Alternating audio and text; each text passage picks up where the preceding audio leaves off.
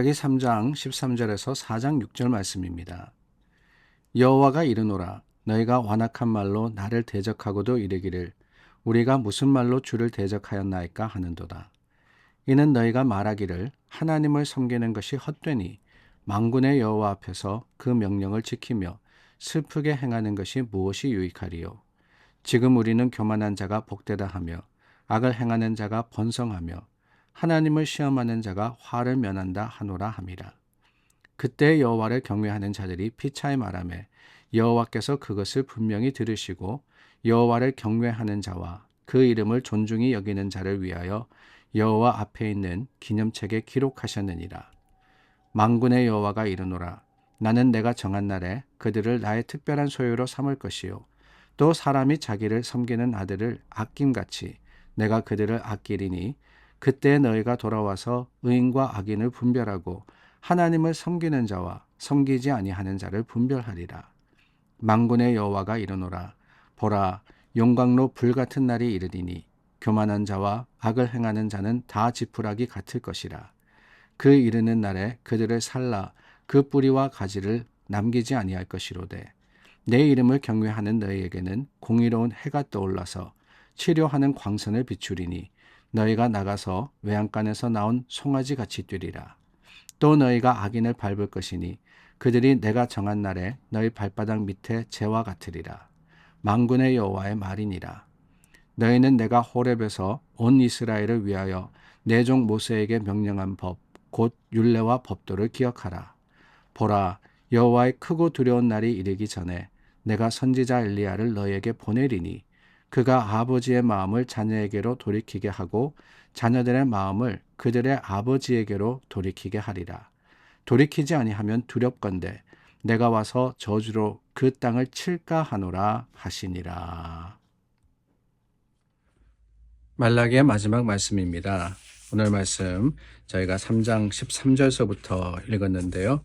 3장과 그리고 4장 이 말씀을 읽다 보니까 눈에 들어오는 한 표현이 있었습니다. 다름이 아니라 3장 17절 말씀에 보니까 나는 내가 정한 날에 라는 그런 말이 나오고요. 4장 1절에 가니까 불같은 날이 이르리니 라고 했습니다.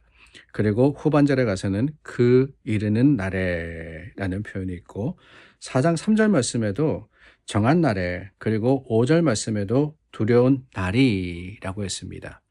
자, 날이라고 표현된 이 단어가 계속해서 반복되어서 나오고 있습니다. The day겠죠, the day. 이 날이 어떤 날이냐? 정한 날, 이르는 날, 또한 크고 두려운 날, 불같은 날. 이 날이 도대체 무엇을 의미하는 것일까? 우리는 잘 알고 있습니다. 이 날이 바로 그 날입니다. 예수님 다시 오실 날, 심판의 날이다 라고 하기도 하죠. 예수님께서 오셔서 세상을 심판하실 그날에 대해서 말씀하고 계시는 거예요.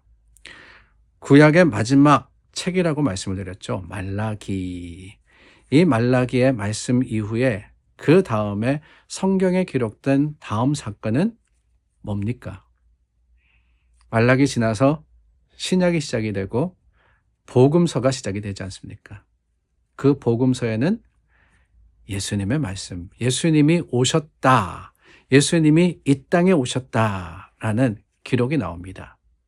그러니까 그날 심판의 날이라는 것은 1차적으로는 2000년 전 이 땅에 오신 예수님의 나심을 뜻하는 겁니다. 예수님이 이 땅에 오셔가지고 하나님의 아들, 하나님으로서 세상을 심판하셨습니다. 그런데 그 정한 날, 불같은 날이 예수님이 오셨을 때는 어떤 날이었느냐? 하나님이 세상을 사랑하셔서 오히려 그 독생자를 통해서 구원받게 하시는 것으로 드러났습니다. 죄가 없어서가 아니죠. 불같은 날이라고 했고 오늘 말씀해 보니까 그 불이 모든 것을 태운다라고 했죠. 용광로 불이 다 태워버리는 것처럼 심판의 날에 모든 것들이 다 적나라하게 드러난다라는 의미를 가지고 있습니다. 성경에서 말씀하시는 불로 태운다라고 하는 것은 겉모습은 다 사라지고 거기에 진정이 남는다라는 뜻이거든요. 그러니까 그 심판의 날에는 모든 꺼풀이 다 벗겨질 뿐만 아니라 완전히 속의 것이 드러나게 되는 이런 날이 이를 것이다라고 하는 겁니다. 그날 2000년 전에는 예수님께서 오셔서 세상의 모든 죄를 다 드러내시고, 그런데 그 죄로 인해서 우리를 심판하신 것이 아니라 십자가를 지시고 죽으심으로써 그 죄의 값을 치르신 겁니다. 그러니까 이 정한 날에 하나님은 오히려 사랑으로서 우리를 심판하셨다라고 하는 것이지요. 그래서 4장 2절 말씀해 보니까 내 이름을 경외하는 너희에게는 공의로운 해가 떠올라라고 했습니다.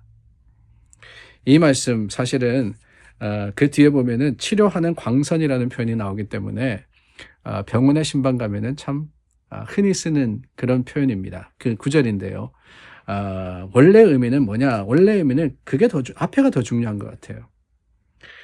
경외하는 너희에게 하나님께서 회복의 능력으로 임하실 것이다 라고 하시는 것이지요. 그것이 몸이 다쳐서 아픈 것이나 아니면 마음이 상한 것이나 아니면 세상의 죄를 지고 가면서 그 죄로 인해서 우리가 실패한 소망이 없는 그 상태나 하나님께서 오실 때 하나님이 다 회복시키실 것이다 라고 말씀을 하시는 겁니다. 물론 심판이 없지는 않습니다. 이미 그 전에 4장 1절에 이르기까지 하나님의 날에는 모든 것을 불태우리라 라고 하셨잖아요. 그러나 이 그러나가 중요합니다. 2절 말씀, 4장 2절 말씀이 사실은 잘 표현되어 있지 않지만 4장 1절 마지막에 보니까 아니할 것이로 돼 라고 되어 있거든요. 영어 성경에는 조금 더 구체적입니다. 4장 2절 첫 번째 단어가 but입니다. but.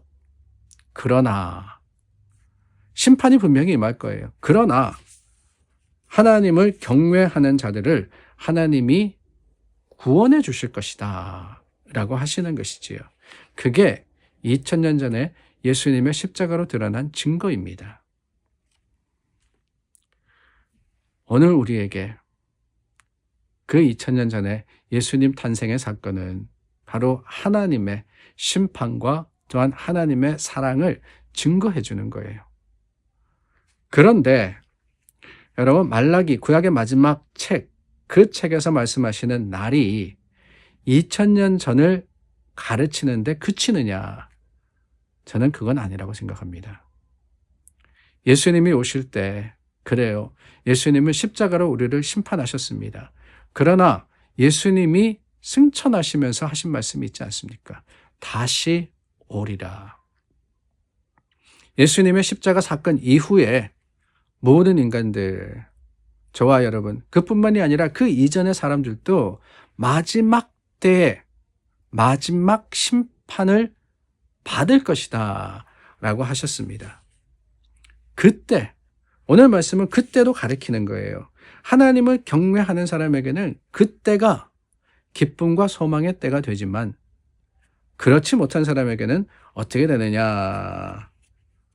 불태워지는, 그럼으로써 적나라하게 그 죄가 드러나고 그러므로 멸망에 이를 수밖에 없는 그때가 되는 겁니다. 감사한 것은 그래요. 하나님께서 그때에 심판을 선포하셨지만은 5절 말씀해 보니까 보라, 여호와의 크고 두려운 날이 이르기 전에 내가 선지자 엘리야를 너에게 보내리니. 그리고 6절의 말씀, 우리가 너무나도 잘 알고 있는 말씀입니다. 그가 아버지의 마음을 자녀에게로 돌이키게 하고 자녀들의 마음을 그들의 아버지에게로 돌이키게 하리라. 자, 그때가 이르기 전에 하나님께서 선지자 엘리야를 보낸다라고 했습니다. 선지자 엘리야, 이 말씀이 우리가 잘 알듯이 예수 그리스도를 통해서 이루어졌고 그 예수님의 오심과 또한 다시 오심을 통해서 우리는 이 말씀이 여전히 이루어져 가고 있다라는 사실을 기억하게 됩니다. 다르게 말하면 우리는 인비트윈이에요. 인비트윈. 마지막 때 전에 예수 그리스도의 사건 이후에 그 중간에 살아가는 사람입니다.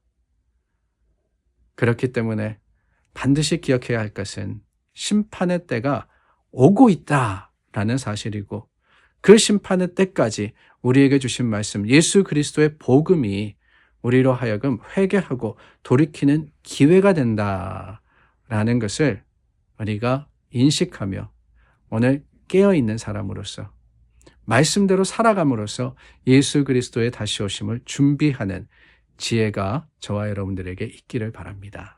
기도하겠습니다. 참 좋으신 하나님, 우리에게 말씀의 지혜를 주시고 그 말씀의 능력으로 다시 한번 채우심을 감사합니다. 우리 구약의 마지막 책을 마쳤습니다. 주님 다시 오심을 기다렸던 그 이스라엘과 같이, 주님 오심을 기다렸던 이스라엘 같이 다시 오심을 준비하는 자들이 되게 하여 주시옵소서. 예수님의 이름으로 기도드립니다. 아멘. 성탄이 가까웠습니다. 우리가 기뻐하며 또한 축하할 뿐만 아니라 주님 다시 오심을 예비하는 지혜로운 자들이 되기를 바랍니다.